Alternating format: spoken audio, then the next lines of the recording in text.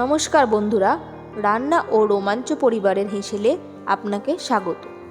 বাঙালির কাছেই শীতকাল মানেই ফুলকপি।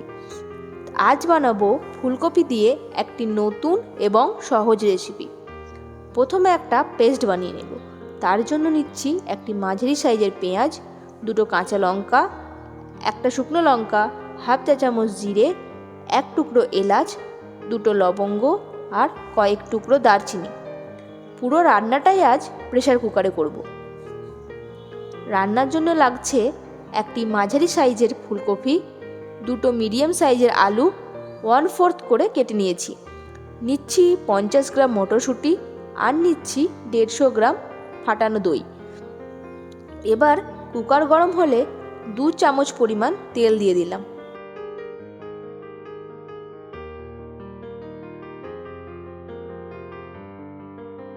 গরম তেলে অল্প হলুদ গুঁড়ো ও লবণ দিয়ে ফুলকপিগুলো ভেজে তুলে নেব।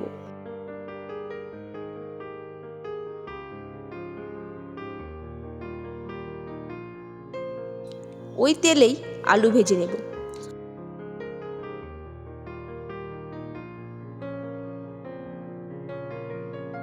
অল্প তেল আরও অ্যাড করে মটরশুঁটিগুলো ভেজে তুলে নেব। এবার সামান্য তেল দিয়ে কুকারে একটা তেজপাতা ও পেঁয়াজ দিয়ে দেব। পেঁয়াজ হালকা বাদামি হয়ে আসলে মশলার পেস্টটা দিয়ে দেব।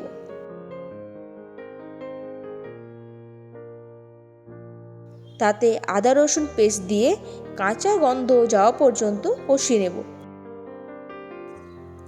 মিক্সি ধোয়া জলটা দিয়ে ভালো করে কষিয়ে নেব। কষানো হয়ে গেলে স্বাদমতো লবণ, হাফ চা চামচ ধনে গুঁড়ো, সমপরিমাণ জিরে গুঁড়ো, খুব সামান্য চিনি দিয়ে মিশিয়ে নেব।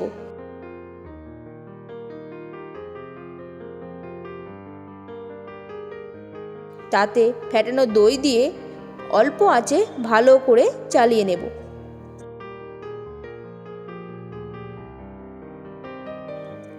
ফুটতে শুরু করলে তাতে ভেজে রাখা আলু, ফুলকপি ও মটরশুঁটি তুলে সময় নিয়ে কষিয়ে নেব।